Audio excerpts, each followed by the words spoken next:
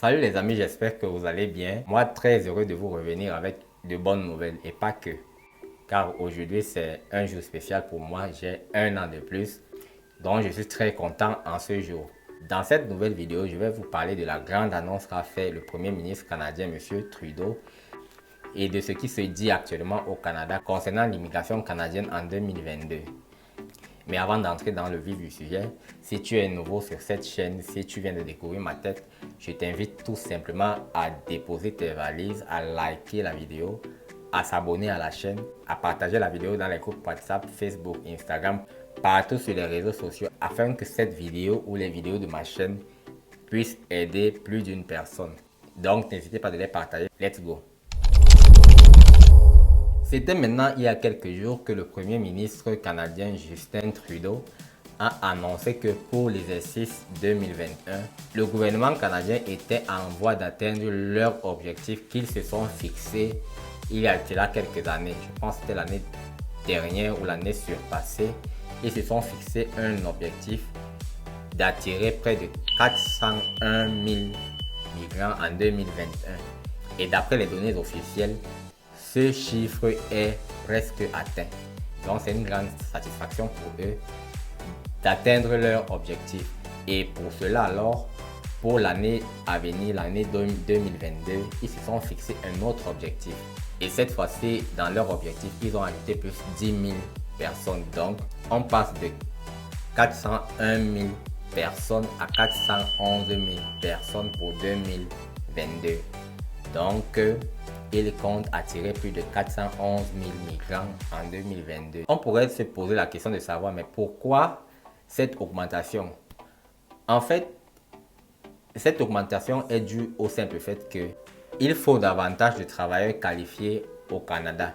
Presque dans tous les secteurs, il y a pénurie de main-d'œuvre. L'autre chose aussi, c'est qu'on pourrait se demander, mais comment est-ce que de plus en plus on parle de pénurie au Canada? Vous savez très bien que la population canadienne est très vieillissante. Donc, du coup, avec la pandémie de la COVID-19, cela a encore déclenché les départs à la retraite anticipés. Donc, le gouvernement canadien se retrouve dans l'urgence de combler tous ces postes vacants. Et pour combler ces postes, qu'est-ce qu'ils font? Ils doivent augmenter le nombre de migrants année après année. Donc, comme je vous disais à la première partie, en 2021, on parlait de 401 000. En 2022, on va parler de 411 000. En 2023, on parlera de, je pense, 423 000. Je pense avoir vu quelque chose de ce genre.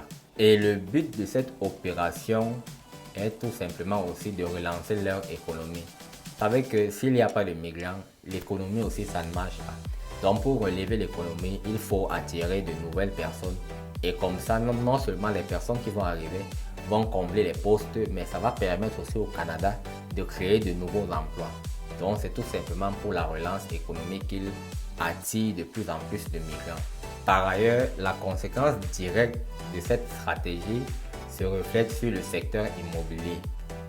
Aujourd'hui, on assiste à la hausse des prix des logements, qui a été un élément moteur pour pousser les taux d'inflation à leur plus haut niveau en 18 ans.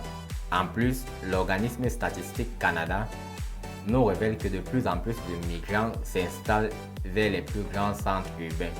Les plus grands centres urbains comme le Grand Toronto ou Vancouver. Et en plus, c'est les villes les plus chères.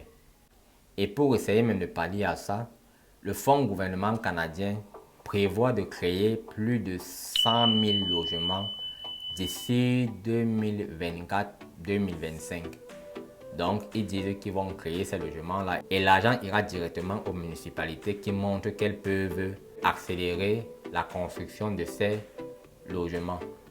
Donc, c'est un peu comme une course pour les municipalités qui vont démontrer qu'elles peuvent rapidement livrer ces logements. Ils vont bénéficier parce que si vous avez des logements, vous avez plus de migrants. Ça va éviter le fait que les migrants arrivent dans votre région et ils se retrouvent sans logement. Néanmoins, les logements dans certaines régions sont encore abordables. Les régions comme l'Atlantique, le Nouveau-Brunswick, l'île du Prince-Édouard,